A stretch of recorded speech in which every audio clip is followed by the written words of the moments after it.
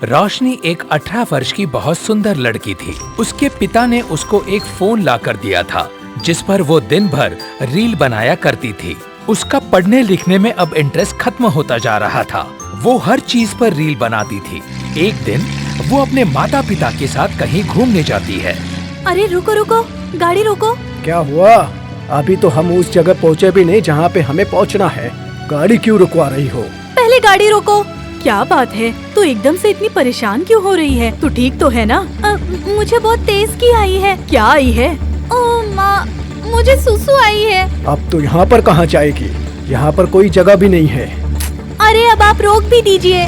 उमा शंकर गाड़ी रोकता है और रोशनी वहाँ उतर जाती है और दूर झाड़ियों के पीछे सुसु करने जाती है। बहुत देर हो जाती है पर रोशनी वापस नहीं आती। तब उमा शंकर और सुजाता को उसकी चिंता होती है और दोनों ही गाड़ी से उतरकर उसकी राह देखते हैं। मैंने कहा था ना कि मुझे यहाँ पर गाड़ी नहीं रोकनी है, पर तुम माँ बेटी मेरी एक भी चलने नहीं देती। अभी तक आई नहीं है रोशनी, न जाने कहाँ रह गई। अब तो मुझे भी चिंता होने लगी है। अब चिंता से क्या फर्क पड़ता है? तीर तो हाथ से निकल गया ना। न जाने कहाँ पहुँच गई ये खेतों में। फिक्र मत करो, देखो वो आ रही है। बेकार में ही परेशान हो रहे हो। परेशान तो तुम भी हो गई थी ना सुजाता। रोशनी अब उमा शंकर और सुजाता के पास आती है। उमा शंकर उसके ऊपर गुस्सा होते हैं और इस बार सुजाता भी उनका साथ देती है। कहाँ चली गई थी? कितनी देर से इंतजार कर रहे हैं तेरा? पूरा 1 घंटा हो गया। हाँ हाँ, क्यों नहीं, हमारी तो जान अटकी पड़ी थी। ओ पापा, आप तो बेकार में परेशान हो रहे थे। वहाँ की लोकेशन बहुत अच्छी थी तो सोचा 2-3 रील्स बना लेती हूँ। क्या तुम वहाँ पर रील बना रही थी? और क्या, आप लोगों ने क्या सोचा मैं भाग गई क्या? तुझे यहाँ पर रील बनाने की सूझ रही थी और हम ना जाने क्या क्या सोच बैठे। मैंने तुझे फोन क्या ला कर दे दिया? आफत गले में ले ली। देखो माँ, कितनी अच्छी रील बनाई है। गाड़ी में बैठकर दिखा। सुजाता और रोशनी दोनों रील देखती है और गाड़ी में बैठ जाती है। गाड़ी हवा से बातें करती हुई शादी में पहुंच जाती है। वहाँ पर भी रोशनी का रील बनाना बंद नहीं होता। वहाँ पर बारात चढ़ रही होती है और एक लड़के को कीचड़ नजर नहीं आता और वो उसमें गिर जाता है। वो उसको देखकर उसकी रील बनाने लग जाती है। अरे रुको रुको, बहुत अच्छा पोज आ रहा है। ऐसे ही खड़े रहना, एक रील हो जाए। मैं कीचड़ में गिरा हूँ और तुम्हें रील की पड़ी है? बड़ी अजीब लड़की हो तुम। रोशनी इसी तरह से रील बना रही थी। अब वो एक्टर बनने के सपने देखने लगी थी। कुछ समय बाद उसको एक्टिंग का ऑफर आया और उसे एक जगह पर बुलाया गया। तुम बहुत ही अच्छी रील बनाती हो, तुम्हें खंडर में रील बनानी है। अगर तुमने ये रील बना दी तो तुम्हारा एक्टर बनना सुनिश्चित है। हाँ हाँ, क्यों नहीं, रील बनाना तो मेरे बाएं हाथ का खेल है। और याद रहे, रील उस खंडहर के अंदर ही बनानी है। ठीक है, आपको कल ही मिल जाएगी। रोशनी रील बनाने के लिए खंडहर की तरफ जाती है और वहाँ पर कई लोकेशन पर अपनी वीडियो बनाती है। रील बनाते बनाते रोशनी का दीवार पर से पैर फिसल जाता है और वो धड़ाम से नीचे गिर जाती है। सर फटने की वजह से उसकी वहीं पर मौत हो जाती है। उमा शंकर और सुजाता को बहुत दुख होता है पर नियति के आगे वो दोनों कर भी क्या सकते थे। रील बनाने के आदत में तुझे मौत के मुंह में ढकेल दिया मेरी बेटी।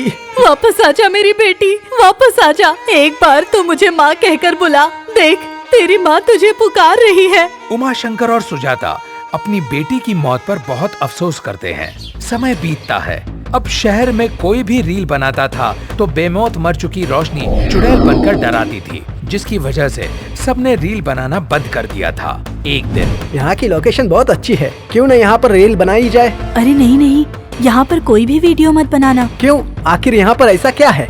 मैंने सुना है यहाँ पर जो भी रील बनाता है उसकी मौत की रील बन जाती है।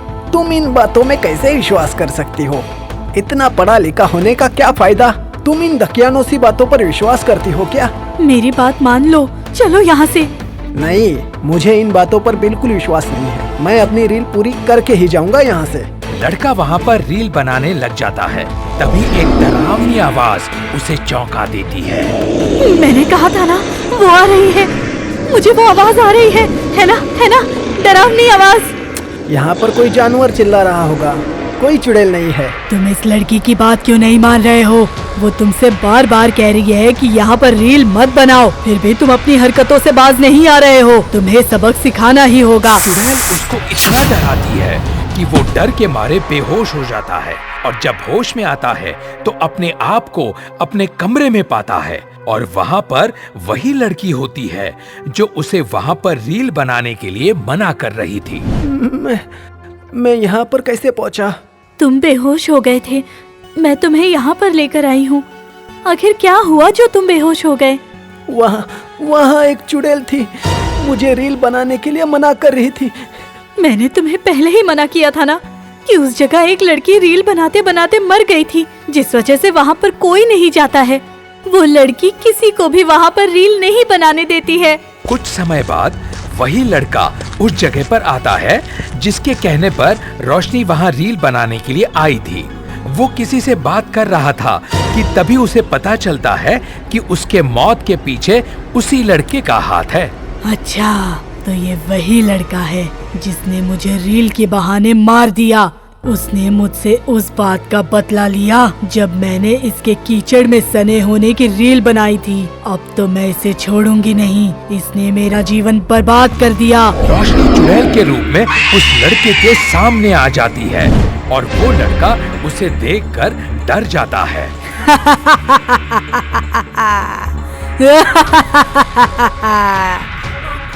कौन हो तुम? मुझसे क्या चाहती हो? पहचाना नहीं? तूने मेरी जिंदगी बर्बाद कर दी है और मुझे जरा सी बात के लिए मौत के घाट उतार दिया। अपनी उल्टी गिनती शुरू कर दो, मैं अब तुम्हें बिल्कुल नहीं छोड़ूंगी। रोशनी उसको मार डालती है और काले धुएं के रूप में गायब होकर मुक्त हो जाती है। गाना गाने वाली चुड़ैल। एक कॉलेज में 4 दोस्त पढ़ते थे। वो चारों दिन भर मस्ती करते थे पर पढ़ने में बहुत अच्छे थे। अरे यार, चलो आज मूवी देखने चलते हैं। मूवी? तुझे पता है कितना इम्पोर्टेंट लेक्चर है आज? ओ पढ़ाकू, कभी इन किताबों की दुनिया के बाहर भी निकला कर। हाँ हाँ चलो, कॉलेज से बंक मारे कितने दिन हो गए हैं, आज तो मूवी हो ही जाए। फिर चारों दोस्त मूवी देखने के लिए जाते हैं।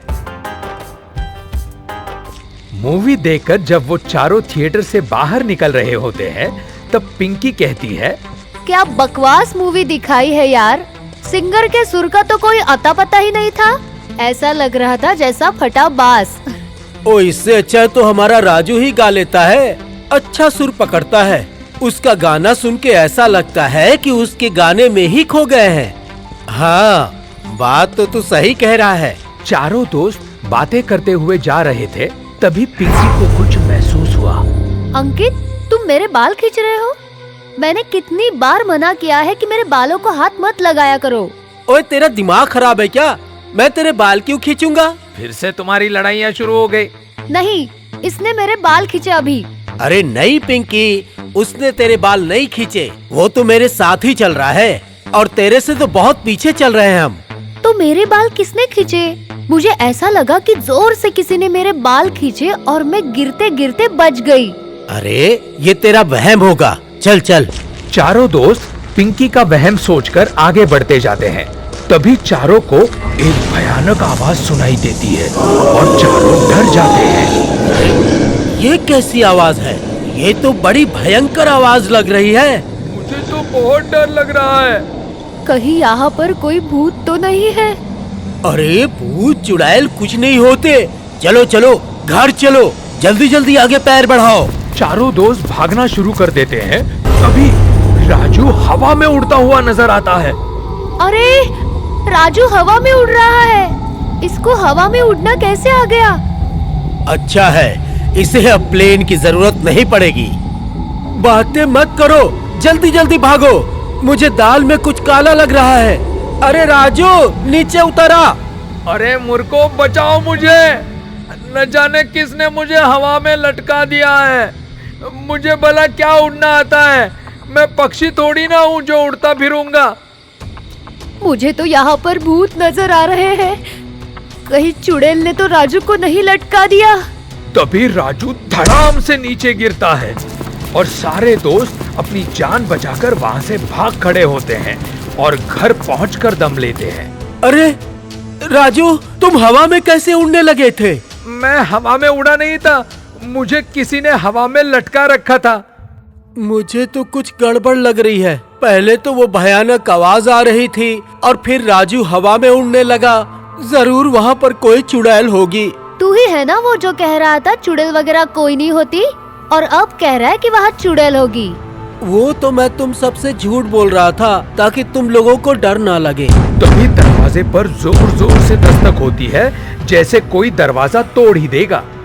इस वक्त कौन हो सकता है? वैसे तो दरवाजा खोलकर ही पता चलेगा। नहीं नहीं, दरवाजा मत खोलना, अगर कोई चुड़ैल हुई तो। मुझे तो बहुत डर लग रहा है। राजू डर के मारे आंख बंद करके बैठ जाता है और पुनीत दरवाजा खोलता है। सभी की आंखें फटी की फटी रह जाती है। ये तो चुड़ैल है, भागो यहाँ से। मेरे हाथ से कोई बचकर नहीं जा सकता। चुड़ैल! तुम चारों ने मेरी जिंदगी बर्बाद कर दी, अब तुम नहीं बच पाओगे। मैं तुम्हें जिंदा नहीं छोड़ूंगी। हमने तुम्हारी जिंदगी कैसे बर्बाद कर दी? कौन हो तुम? हाँ हाँ बताओ, कौन हो तुम और हमसे क्या चाहती हो? नहीं पहचाना तुमने मुझे? मैं प्रिया हूँ। प्रिया? तुम कहाँ चली गई थी? हमने तुम्हें ढूंढने की कितनी कोशिश की पर तुम नहीं मिली। तुम चारों लोगों ने मुझे मार डाला और मैं चुड़ैल बन गई। नहीं, हमने तुम्हें नहीं मारा, बल्कि हमने तुम्हें बहुत तलाश किया पर तुम नहीं मिली और हमने बहुत मिस भी किया। तुम्हारी आवाज इतनी मधुर थी, हम तुम्हारी आवाज को बहुत मिस करते थे। याद है तुम्हें वो दिन जब हमारे कॉलेज का एनुअल फंक्शन था? हाँ मुझे याद है। तुमने बहुत मेहनत की थी अपने गाने के लिए और तुम बहुत एक्साइटेड थी स्टेज पे परफॉर्म करने के लिए, पर अचानक ऐसा क्या हुआ कि तुम वहाँ से गायब हो गई? हाँ, उस दिन जब मैं अपने कमरे में गाने की रिहर्सल कर रही थी, तभी मुझे राजू का फोन आया कि तुम मुझे स्टोर रूम में बुला रहे हो, जहाँ पर प्रोग्राम से रिलेटेड कोई बात करनी है। पर हमें तो कोई बात नहीं करनी थी तुमसे, बल्कि हम वहाँ तुम्हारे परफॉर्मेंस का इंतजार कर रहे थे। मैं जब स्टोर रूम में पहुँची तो किसी ने बाहर से दरवाजा बंद कर दिया और मैं वहाँ पर भूख से तड़प तड़प के मर गई और चुड़ैल बन गई। सच में प्रिया, तुम्हारे साथ बहुत बुरा हुआ, पर तुम्हारे साथ किसी ने ऐसा क्यों किया? तभी उन चारों में से राजू धीरे धीरे दरवाजे की ओर बढ़ने लगता है। वो पसीने में तरबतर था और बुरी तरह से घबराया हुआ था। राजू क्या हुआ? तुम इतनी बुरी तरह से क्यों घबरा रहे हो? देखो हमारी दोस्त हमसे मिलने आई है, तुम्हें उसकी मौत का अफसोस नहीं? वो अंकित। तुम तो ऐसे घबरा रहे हो जैसे कि उस रात तुमने ही प्रिया को मारा हो। राजू की घबराहट देखकर सभी समझ जाते हैं कि चुड़ैल की मौत में राजू का हाथ है। वो उसे सच बताने के लिए दबाव डालते हैं। बता राजू, क्या प्रिया की मौत में तुम्हारा हाथ है? हाँ, ये सच है कि उस रात मैंने ही बाहर से प्रिया के कमरे की कुंडी लगा दी थी और तुम सबसे कहा था कि वो घर चली गई है, उसको ना ढूंढो। पर तूने ऐसा क्यों किया? मैं प्रिया से नफरत करता था क्योंकि वो गाना अच्छा गाती थी और हमेशा कंपटीशन में जीत जाती थी, और उस बार गाने की प्रतियोगिता में मैं जीतना चाहता था। मैं नहीं चाहता था कि वो प्रतियोगिता में गाना गाए। अगर प्रिया प्रतियोगिता में गाना गाती तो उस बार भी वही जीतती। मुझे नहीं पता था राजू कि तू इतना सीधा साधा लगता है पर इतना चालाक है। इसी नफरत की वजह से मैंने उसे फोन किया और तुम लोगों का नाम लेकर स्टोर रूम में बंद कर दिया और किसी को पता ही नहीं चला कि प्रिया कहाँ गई। राजू, तूने एक प्रतियोगिता जीतने के लिए प्रिया को मार डाला। मुझे नहीं पता था कि हमारे बीच में कातिल छिपा हुआ है। तू इतना सेल्फिश है कि अपने फायदे के लिए तूने किसी का खून कर दिया। ये बातें सुनकर चुड़ैल की आंखें लाल हो जाती है और वो गुस्से में चिल्लाना शुरू कर देती है। राजू, मैं तुझे अपना सबसे अच्छा दोस्त मानती थी, पर तूने मेरी जिंदगी खत्म कर दी। अगर तू एक बार कहता कि मत गाओ तो मैं उस कंपटीशन में भाग ही नहीं लेती। एक बार तू कहता तो सही। तू जानता है कि मेरे जाने के बाद मेरे माता पिता कितने दुखी हुए। मुझे माफ कर दो प्रिया। अब माफी का कोई फायदा नहीं है। मैं तो अपनी जिंदगी गवा चुकी हूँ, पर मैं अब तुझे जिंदा नहीं छोड़ूंगी। तुझे अब मेरे हाथों से कोई नहीं बचा सकता। चुड़ैल उसे अपने साथ खींचती हुई ले जाती है और उसे मार डालती है। हम सबको माफ कर दो प्रिया। एक गलत फहमी की वजह से तुम्हें अपनी जान गंवानी पड़ी। कहीं न कहीं हम भी इसमें भागीदार हैं। अगर हमने समय पर तुम्हें ढूंढ लिया होता तो तुम्हारी मौत ना होती और हमारी इतनी प्यारी सिंगर दोस्त हमसे दूर ना होती। मेरी मौत में तुम्हारा कोई हाथ नहीं है। ये बात मुझे अभी पता चली है, इसलिए मैं तुम लोगों को नहीं मारूंगी। जाओ जाओ, मैंने तुम्हें माफ कर दिया। शुक्रिया प्रिया। मुझे अफसोस है कि मैं आप लोगों को कभी भी अपना गाना सुना नहीं पाऊंगी, मगर मुझे इस बात की खुशी है कि अब मैं स्वर्गलोक में गाना गाऊंगी, क्योंकि मैंने अपना बदला ले लिया है। अब मुझे मोक्ष मिल जाएगा। कुछ ही पल में प्रिया चुड़ैल गायब हो जाती है। सारे दोस्त प्रिया और राजू को मिस करते हैं। गंजा करने वाली चुड़ैल। ये कहानी रतनपुर गांव की है। एक दिन गांव के मुखिया किसी काम से रात को घर जा रहे थे। तभी उनके सामने एक गंजी चुड़ैल आ जाती है। उसे देखकर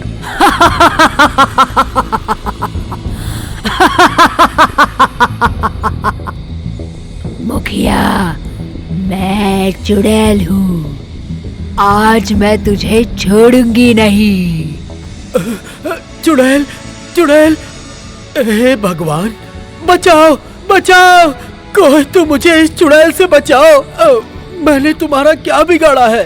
ये सुनकर क्या कहा तूने? क्या बिगाड़ा है? तेरी वजह से तो मैं चुड़ैल बन गई। याद कर तूने मेरे साथ क्या किया था। याद कर। अब मुझे याद है। मुझे माफ कर दो, मुझे छोड़ दो। अब मैं किसी के साथ ऐसा नहीं करूँगा। ये सुनकर चुड़ैल डरावनी आवाज में हंसने लगी। माफी? और तुम्हें? बिल्कुल नहीं। तुम माफी के नहीं, सजा के लायक हो। चुड़ैल मुखिया को गंजा करके मार देती है और उसे गांव में फेंक देती है और उसके माथे पर लिख देती है, किसी को नहीं छोड़ूंगी।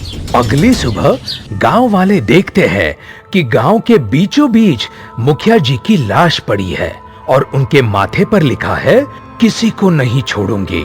उसे पढ़कर सारे गांव वाले डर जाते हैं। लगता है ये उसी का काम है, वरना इस तरह गंजा करके कौन मारता है। वो हमें अब नहीं छोड़ेगी। हमने उसके साथ में ना बहुत बुरा होने दिया है, इसलिए अब वो हमसे भी बदला लेगी। अब मुखिया की मौत की खबर उसकी बेटी राधा तक पहुंचती है, जो शहर में पढ़ाई कर रही थी। पिता की मौत की खबर सुनकर राधा गांव आती है। उसे गांव आते हुए शाम हो जाती है। तभी राधा देखती है कि पूरे गांव में सन्नाटा होता है। उसे समझ नहीं आता है कि ऐसा क्यों। तभी उसे कुछ आवाज आती है, किसी को नहीं छोड़ूंगी। ये सुनकर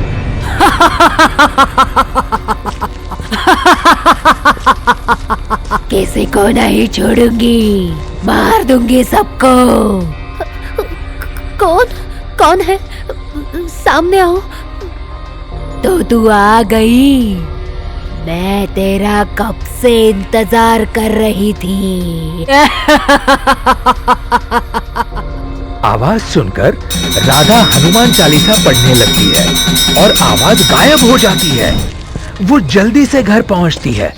अगली सुबह वो अपने पड़ोसी मनोहर काका के पास जाती है और उनसे पूछती है, काका, पिताजी के साथ क्या हुआ था? अचानक उनकी मौत कैसे हो गई? उसके बाद राधा रात की हुई सारी घटना मनोहर काका को बताती है। ये सुनकर बेटी क्या बताऊं तुझे, इसमें उस चुड़ैल की कोई गलती नहीं है। ये सब तुम्हारे पिता के कर्मों का ही फल है। ये बात राधा को अच्छी नहीं लगती है। काका, ये आप क्या कह रहे हैं? हाँ बेटी, ये चुड़ैल कोई और नहीं, तुम्हारे बचपन की सहेली मीरा है, जिसे पूरे गांव में सबके सामने तुम्हारे पिताजी ने गंजा करवा दिया था। वो ये बेइज्जती सहन नहीं कर पाई और उसने आत्महत्या कर ली। अपने पिता की ऐसी करतूत सुनकर राधा को विश्वास नहीं होता है। पर पिताजी ने ऐसा क्यों किया? क्योंकि मीरा तुम्हारे भाई अमर से प्यार करती थी और ये बात तुम्हारे पिता को पता चल गई और तुम्हारे पिताजी ने अमर को विदेश भेजकर मीरा को सारे गांव के सामने लाकर उसे गंजा कर दिया और कहा, इसी सुंदरता की जाल में तूने मेरे बेटे को फंसाया था ना, अब ना रहे बाल और ना रही तू सुंदर। ऐसा कहकर उसे अपमानित कर भगा दिया था तुम्हारे पिताजी ने। ये बात सुनकर राधा के आंखों से आंसू निकल जाते हैं। घर आके राधा निश्चय करती है कि वो अपनी सहेली की आत्मा को मुक्ति दिलाएगी और अगले दिन फिर एक गांव वाले को गंजा करके चुड़ैल गांव में फेंक देती है। ये देखकर राधा एक बाबा के पास जाती है और उन्हें सब बताती है। राधा बाबा को गांव में लेकर आती है। मीरा, ओ मीरा, सामने आओ मीरा। काफी देर बुलाने पर भी चुड़ैल नहीं आती है तो बाबा अपनी मंत्र शक्ति से उसे बुलाते हैं। ओम ह्रीं क्लीं चामुंडाय नमः, आब्राकाडाब्रा, चुड़ैल प्रकट हो। मुखिया को मारकर तेरा बदला तो पूरा हो गया है, अब इन गांव वालों को क्यों मार रही है? अभी मेरा बदला पूरा नहीं हुआ है, अभी राधा के भाई को मारना बाकी है। ये सुनकर राधा हैरान हो जाती है। ये तुम क्या बोल रही हो? तुम दोनों तो एक दूसरे से प्यार करते थे ना? प्यार सिर्फ मैं करती थी, तुम्हारा भाई तो मेरे पैसों के लिए मुझसे शादी करने वाला था। ये सब सुनकर राधा को कुछ समझ नहीं आ रहा था कि क्या करे। तभी मीरा, मुझे बताओ क्या हुआ था तुम्हारे साथ? तुम्हें तो पता ही है, मेरे और तुम्हारे पिता अच्छे दोस्त थे। मैं हमेशा से तुम्हारे भाई अमर से प्यार करती थी। तुम्हारे शहर जाने के बाद हम रोज मिलते थे। बात शादी तक पहुंचने ही वाली थी कि एक दिन पिताजी को व्यापार में बहुत नुकसान हो गया और हम रोड पे आ गए।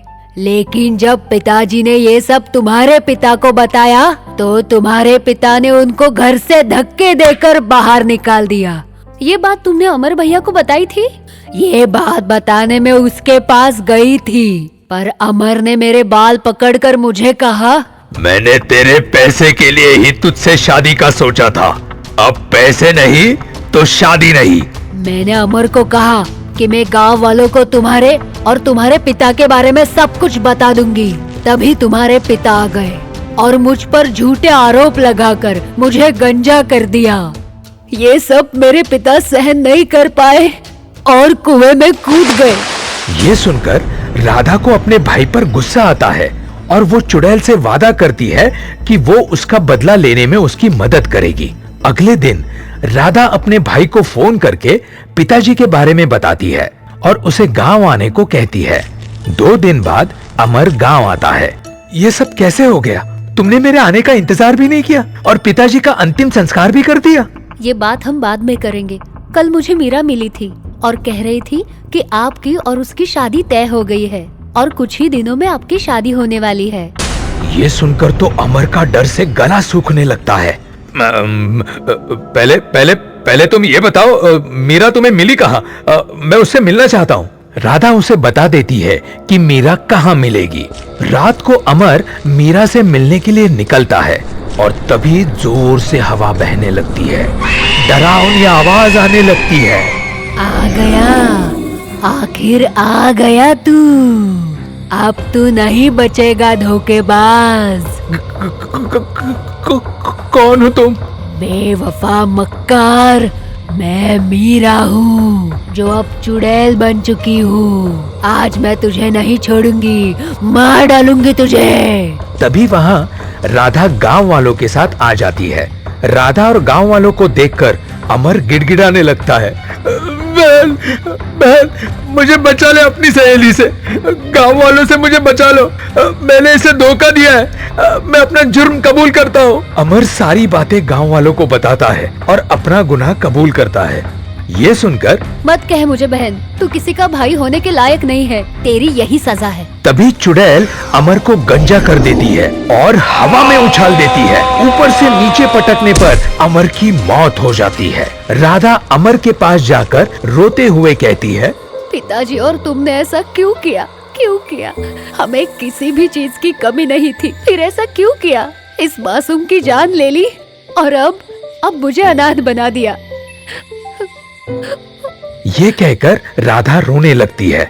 चुड़ैल राधा को चुप करवाती है। चुप हो जा राधा, इसमें तेरा कोई दोष नहीं है। भगवान तुम जैसी सहेली सबको दे। आज तुम्हारे कारण ही मुझे मुक्ति मिल पाएगी। आज के बाद मैं किसी गांव वालों को नहीं मारूंगी। चुड़ैल राधा को गले लगाती है और थोड़ी देर में गायब हो जाती है। राधा भी वापस शहर चली जाती है और गांव वालों को गंजा करने वाली चुड़ैल से मुक्ति मिल जाती है। आपको हमारा ये वीडियो पसंद आया हो तो प्लीज हमारे चैनल को सब्सक्राइब कीजिए और हाँ, वीडियो को लाइक और शेयर करना मत भूलना। धन्यवाद।